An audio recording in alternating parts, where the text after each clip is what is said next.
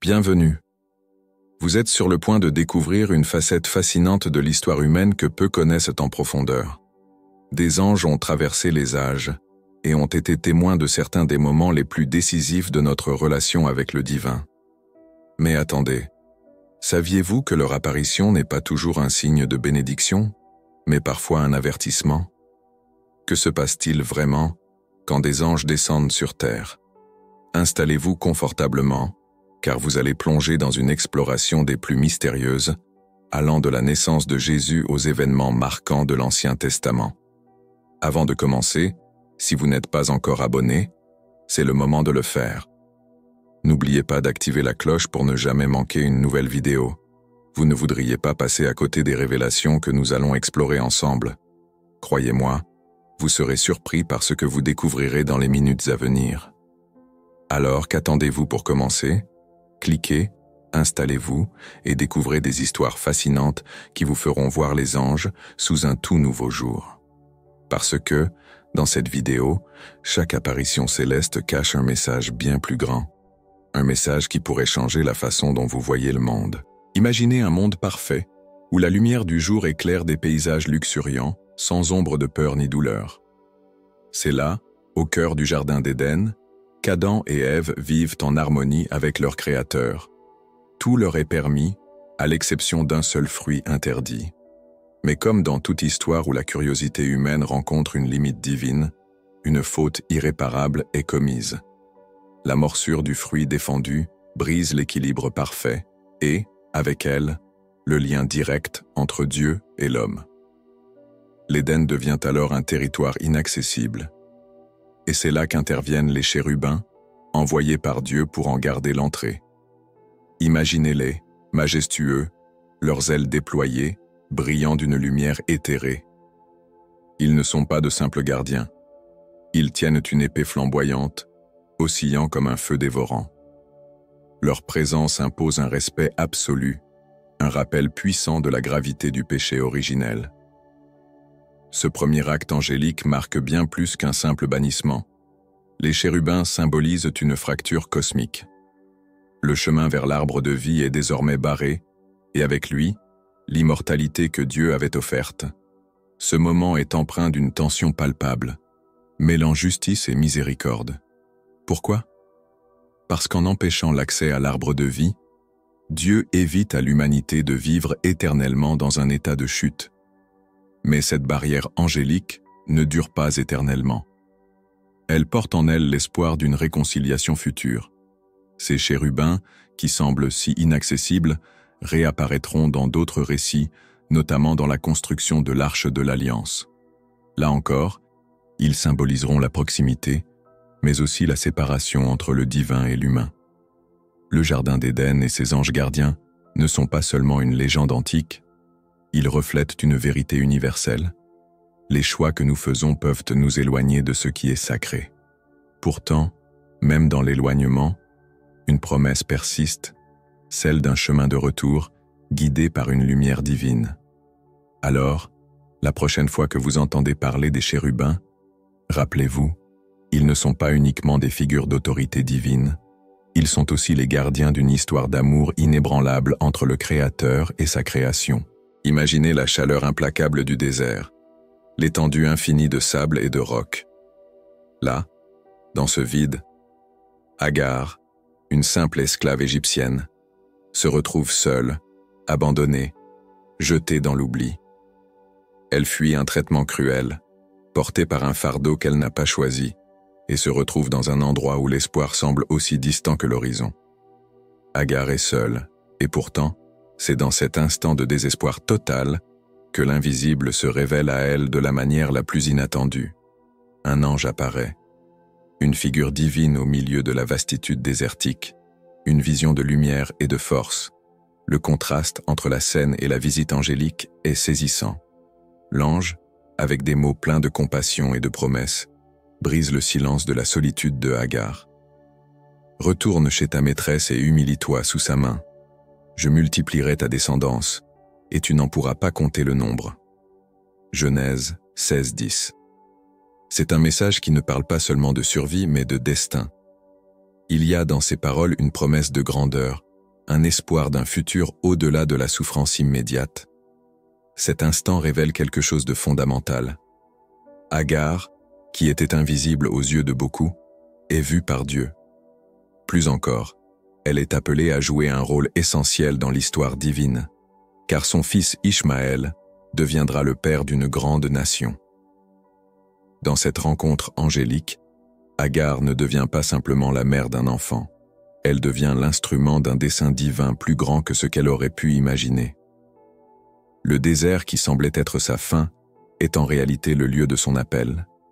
Cette apparition angélique ne se limite pas à une simple rencontre mystique, elle symbolise le regard attentif de Dieu sur ceux que le monde oublie, qui sont marginalisés ou invisibles. Dans un monde où tant de voix sont étouffées par l'indifférence ou la cruauté, l'histoire d'Agar nous rappelle que, même dans les moments de plus grande désolation, nous ne sommes jamais réellement seuls. Il y a toujours une présence divine qui nous voit, qui nous entend, et qui nous promet qu'il existe une voie, un but, même dans le désert de l'abandon. Agar, après cette rencontre, donne à l'ange un nom, El-Roi, ce qui signifie « Dieu qui me voit ». Ce n'est pas juste une épiphanie pour elle, mais pour nous tous. Dans nos moments de solitude, lorsque nous pensons que personne ne nous entend, nous pouvons trouver réconfort dans l'idée que, tout comme Agar, nous sommes vus par Dieu. Il n'y a pas d'endroit où sa lumière ne peut pas nous atteindre. Imaginez une ville d'une dépravation totale, où la violence et le péché régnaient sans frein.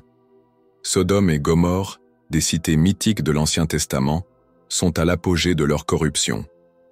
Les cris de ceux qui souffrent sous le joug de l'injustice se perdent dans le tumulte de la rébellion.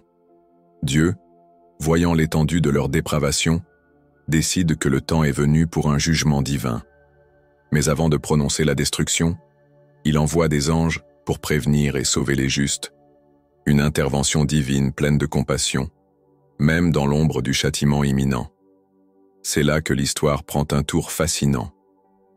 2 anges se rendent à Sodome, déguisés en voyageurs ordinaires. Ils frappent à la porte de Lot, un homme juste qui vit parmi les pécheurs.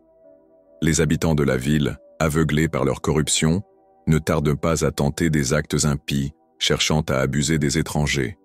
Mais Lot, fidèle à sa foi, offre protection à ses visiteurs, sans savoir qu'ils sont porteurs du salut. Les anges, discrets et puissants à la fois, révèlent alors leur véritable nature et leur mission, avertir Lot du danger imminent. Ils lui annoncent la destruction de la ville et l'exhortent à fuir, à se sauver avec sa famille. Fuyez vers la montagne, ne vous retournez pas, et ne vous arrêtez nulle part dans la plaine. Fuyez pour sauver vos vies, leur ordonne-t-on. Mais même dans ce moment de grande urgence, une incroyable dimension se déploie. Ces anges ne sont pas là pour seulement annoncer un jugement, mais pour délivrer, protéger et guider. Ce récit nous plonge dans une réalité que nous oublions souvent. Certaines menaces ne sont pas visibles à l'œil nu. Dans ce monde où tout semble familier et sous contrôle, un danger invisible peut se cacher juste au coin de la rue, un cataclysme qui ne nous atteint que si nous ignorons les avertissements divins. Les anges, envoyés pour avertir Lot et sa famille, sont comme des sentinelles, des messagers d'un autre monde, venus nous rappeler que, parfois, nous avons besoin de guidance pour éviter des pièges que nous ne voyons même pas. La fuite de Lot et de sa famille, à travers les ruines de Sodome, nous rappelle que, même dans les moments les plus sombres, l'intervention divine peut arriver au moment précis où nous en avons besoin. Et même si les anges ordonnent à Lot de fuir sans se retourner, son épouse, incapable de laisser derrière elle ce qu'elle connaissait, se tourne, se perdant dans le passé, et devient une statue de sel. Les anges sont là pour nous montrer qu'il existe une voie de salut même au milieu du chaos. Leur présence dans l'histoire de Sodome et Gomorrhe n'est pas seulement un avertissement contre le péché, mais un appel à rester attentif aux signes invisibles, à écouter les voix qui nous dirigent vers un avenir meilleur, même quand le chemin semble incertain. Leur message est clair. Parfois, la protection vient non pas par ce que nous voyons, mais par ce que nous sommes prêts à entendre et à suivre. Imaginez un père, les yeux lourds de larmes, les mains tremblantes de larmes contenues, marchant vers un sommet isolé avec son fils bien-aimé. Abraham, l'homme choisi par Dieu, et soumis à l'épreuve la plus cruelle qu'un parent puisse imaginer. Dieu lui a ordonné de sacrifier son propre fils, Isaac, en offrande. L'amour d'un père et la foi inébranlable en la promesse divine s'entrechoquent alors dans un acte qui semble impensable.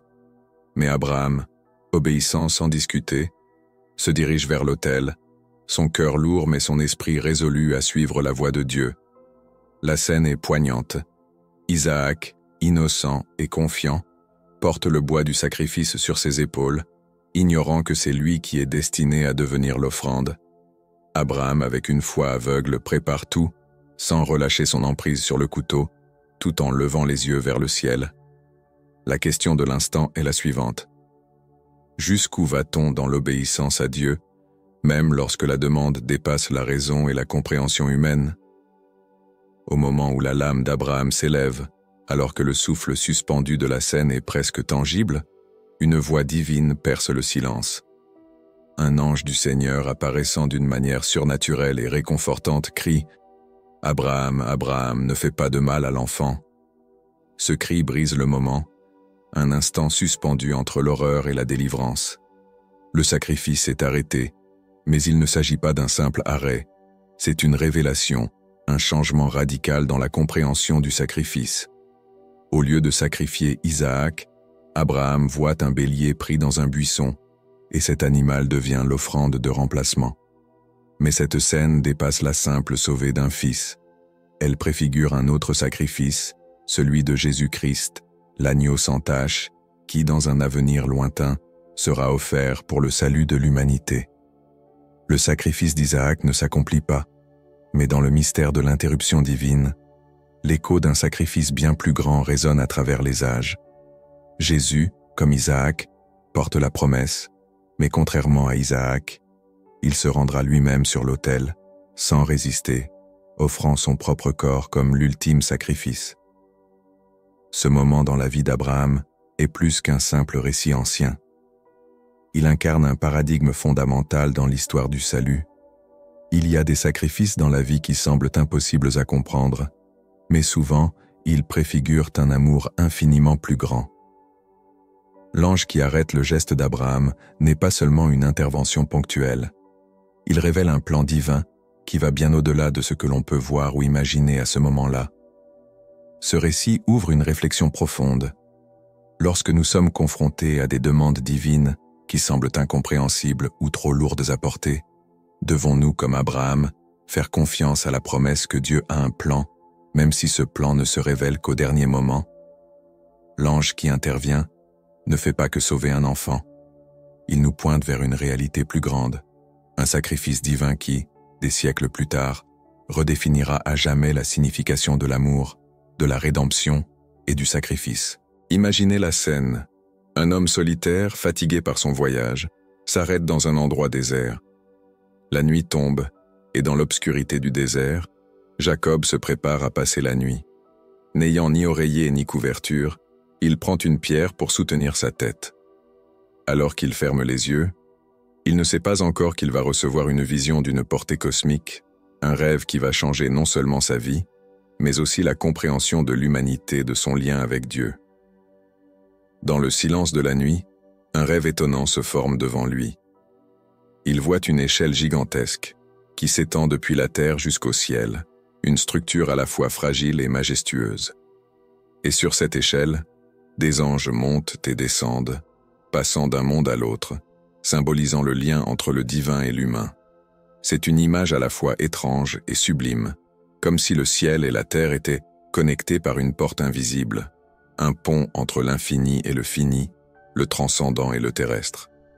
Cette échelle, aussi mystérieuse qu'elle soit, n'est pas seulement une construction onirique, elle est le symbole d'un grand mystère. Les anges, ces messagers de Dieu, sont comme des ponts vivants, traversant l'abîme entre l'homme et Dieu. Mais ce rêve, si visuel et puissant soit-il, annonce aussi quelque chose de plus grand. Ce n'est pas juste une vision de connexion entre le monde spirituel et le monde humain. C'est aussi une préfiguration de ce que nous connaîtrons plus tard dans l'histoire chrétienne. Jésus-Christ, l'unique médiateur, le pont entre l'humain et le divin. Tout comme les anges de Jacob montent et descendent cette échelle, Jésus, dans le Nouveau Testament, incarnera ce rôle de médiateur, celui qui, par son sacrifice, ouvrira un chemin direct vers le Père. L'échelle de Jacob est en réalité une métaphore d'un chemin qui ne sera pas tracé par des anges, mais par le Christ lui-même. Là où les anges montent et descendent, Jésus sera celui qui, par sa mort et sa résurrection, permettra aux hommes d'accéder à la présence divine. Le moment est aussi symbolique de l'instant où Jacob, avant de comprendre pleinement cette vision, reçoit la promesse de Dieu. « Voici, je suis avec toi, je te garderai partout où tu iras, et je te ramènerai dans ce pays. » Genèse 28:15. Cette promesse, d'abord donnée à Jacob, s'étendra à toute l'humanité avec la venue du Christ. Dieu n'est pas un être distant, il est à la fois là, présent, et il nous ouvre un chemin vers lui, une voie qui ne passera pas seulement par des rêves ou des visions, mais par une rencontre réelle et salvatrice, rendue possible grâce au sacrifice divin. Jacob, à l'aube de ce rêve, n'a pas conscience de l'importance de ce qu'il vit. Mais dans le silence de la nuit, son esprit s'éveille à une vérité plus profonde. Le ciel n'est pas un lieu lointain et inaccessible, mais un espace relié à la terre, un espace où Dieu n'est jamais loin de l'humanité. À travers ce rêve, il se trouve au carrefour de l'histoire sacrée, où le plan divin commence à se dévoiler pour celui qui a l'oreille prête à entendre. Imaginez un homme solitaire, exilé dans le désert, loin de son passé et de sa grandeur. Moïse, un homme qui autrefois avait vécu à la cour du Pharaon, se trouve maintenant en fuite, un berger humble, écarté du monde qu'il a vu grandir. Il mène ses troupeaux dans les plaines arides de Madian, loin des complots et des rêves de grandeur. Et pourtant, c'est dans cette solitude, dans cet endroit reculé, que l'histoire prend un tournant spectaculaire, que l'invisible se fait visible. Un buisson, loin d'être ordinaire, commence à brûler. Mais ce n'est pas un feu comme les autres. Il ne se consume pas, il ne se détruit pas. Un feu mystique, un signe du divin, qui capte l'attention de Moïse, comme une flamme dans l'obscurité. Alors qu'il s'approche pour observer ce phénomène étrange, une voix, claire et majestueuse, s'élève du buisson. « Moïse, Moïse !» appelle cette voix, brisant le silence du désert. Il répond, stupéfait et terrifié, « Me voici !» C'est un appel direct, un message divin qui commence à se tisser autour de lui. Cette voix, qui est celle de Dieu lui-même, ne vient pas seulement pour saluer Moïse, mais pour le charger d'une mission. Dieu lui révèle qu'il est celui choisi pour libérer le peuple d'Israël, son peuple, de l'esclavage en Égypte. Moïse, abasourdi par l'immensité de cette tâche, proteste et doute. Comment un simple berger, exilé, peut-il accomplir une mission aussi grande, se demandera-t-il? Mais la réponse de Dieu est claire et résolue. Ce n'est pas Moïse qui agira, mais Dieu à travers lui. Le buisson ardent devient le lieu où une simple rencontre se transforme en un appel sacré. Cette apparition angélique, bien que moins visible qu'un ange en personne, joue un rôle fondamental dans cette rencontre. C'est par l'intermédiaire du buisson ardent, un signe visible de la présence divine, que Dieu révèle non seulement sa volonté mais aussi la puissance qu'il accorde à Moïse. L'ange du buisson ardent symbolise la guidance divine, une lumière dans l'obscurité, une présence qui éclaire le chemin vers une mission plus grande que soi-même. Le buisson ardent, qui ne se consume pas, est l'image même de la force divine qui soutient celui qui obéit à son appel. Moïse, au début réticent et sceptique, finit par comprendre que ce n'est pas seulement une question de pouvoir humain, mais de mission divine. Dans cette rencontre, un homme qui se croyait déchu et insignifiant devient l'instrument d'un dessein plus grand que lui, celui de libérer un peuple tout entier.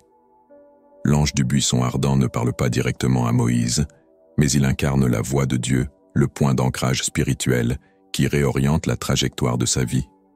Ce récit rappelle que parfois, les anges ou les manifestations divines n'apparaissent pas pour nous faire simplement des révélations, mais pour nous appeler à une tâche qui peut paraître écrasante, voire impossible, mais qui s'inscrit dans un plan plus grand que notre compréhension. Le buisson ardent devient ainsi non seulement un lieu de rencontre, mais un symbole puissant de la manière dont Dieu appelle chacun d'entre nous à accomplir quelque chose de plus grand, même lorsque nous doutons de notre capacité à le faire. Parfois, il nous faut simplement prêter l'oreille, car la mission divine se cache souvent dans les moments les plus inattendus. Dans le Nouveau Testament, les anges jouent un rôle crucial, tant dans les moments les plus joyeux que dans les instants les plus poignants de l'histoire du salut. Leur présence marque les tournants divins, et leurs missions ne sont jamais anodines. Un ange en particulier, Gabriel, se distingue en apportant des messages essentiels qui façonnent l'avenir de l'humanité. Nous allons nous pencher sur 2 moments clés où les anges annoncent des événements qui vont changer à jamais le destin du monde. La naissance de Jésus et sa résurrection. D'abord, l'annonce de la naissance de Jésus, ce moment glorieux où l'ange Gabriel apparaît à Marie pour lui annoncer qu'elle va concevoir le Fils de Dieu. Imaginez la scène. Une jeune femme vivant dans une humble maison en Galilée est soudainement visitée par un être céleste, une apparition d'une beauté indescriptible. « Sois sans crainte, Marie », lui dit Gabriel. C'est un message divin, porteur de paix mais aussi de bouleversement. Marie, étonnée, se voit confier une mission sacrée, devenir la mère du Sauveur du monde. Cet instant marque non seulement le début de la vie de Jésus sur terre, mais aussi l'accomplissement de nombreuses prophéties anciennes. Gabriel, porteur de cette annonce miraculeuse, devient ainsi le messager du changement éternel, un pont entre le ciel et la terre, annonçant l'inimaginable. Quelques mois plus tard, alors que les bergers gardent leurs troupeaux la nuit dans les champs, une armée d'anges se manifeste dans le ciel, proclamant la naissance du Christ. L'apparition d'un ange, puis l'apparition d'une multitude céleste chantant « Gloire à Dieu au plus haut des cieux et paix sur la terre parmi les hommes de bonne volonté » transforme une nuit ordinaire en un moment de célébration cosmique. Les anges, d'une manière éclatante, annoncent la bonne nouvelle, un événement qui résonne à travers l'univers entier. Jésus n'est pas seulement né pour un peuple ou une nation, mais pour l'humanité entière, et les anges deviennent les premiers à célébrer cette naissance divine. Puis, nous passons à un autre moment marquant, la résurrection de Jésus. Après sa crucifixion, son corps est déposé dans un tombeau scellé par une grande pierre, et le silence lourd du samedi saint règne sur la terre. Mais le matin du 3e jour, ce silence est brisé. Des anges apparaissent aux femmes qui viennent rendre hommage au tombeau, et l'un d'eux leur annonce « Vous cherchez Jésus le Nazaréen, qui a été crucifié. Il est ressuscité, il n'est pas ici. » Les anges ne se contentent pas de rouler la pierre pour révéler que le tombeau est vide, mais ils proclament aussi la grande nouvelle. Le chemin vers Dieu, symbolisé par la résurrection du Christ, est désormais ouvert pour tous. Ce n'est plus seulement un message divin, c'est un acte de réconciliation, un signe d'espoir pour toute l'humanité. À travers ces 2 moments, l'annonce de la naissance de Jésus et celle de sa résurrection, les anges sont non seulement des messagers, mais aussi des témoins privilégiés des événements les plus profonds de l'histoire humaine. Leur rôle ne se limite pas à la simple transmission d'une parole divine, mais ils sont des acteurs dans le drame du salut, rappelant que les événements qui bouleversent la terre ne sont jamais séparés du ciel. Les anges, dans le Nouveau Testament, nous montrent que, dans chaque grande étape de la révélation divine, il existe une connexion intime entre le monde humain et le monde spirituel. Ce qui se passe ici-bas résonne dans le cosmos entier, et les anges sont là pour nous en faire prendre conscience, nous invitant à regarder au-delà de ce que nous voyons, vers une réalité spirituelle qui change tout. Et voilà, nous avons exploré ensemble quelques-unes des apparitions angéliques les plus marquantes de l'histoire. Des moments où le divin s'est manifesté à travers ces êtres célestes, venant nous avertir, nous guider et nous offrir un aperçu du plan divin. Mais il y a encore tant à découvrir. Ces histoires ne sont que la surface de l'énigme fascinante des anges dans notre monde. Si cette vidéo vous a captivé, imaginez tout ce que vous pourriez découvrir en suivant notre chaîne. Abonnez-vous dès maintenant, activez la cloche, et rejoignez-nous pour d'autres explorations profondes qui vous amèneront à reconsidérer ce que vous savez de l'invisible. Vous ne voulez vraiment pas manquer les prochaines révélations. Et n'oubliez pas de laisser un commentaire. Quelles apparitions angéliques vous intriguent le plus? Partagez vos réflexions et discutez avec nous. Ensemble, nous ouvrirons de nouvelles portes vers des mystères fascinants. À bientôt et rappelez-vous, parfois, l'invisible est plus proche de nous qu'on ne le pense.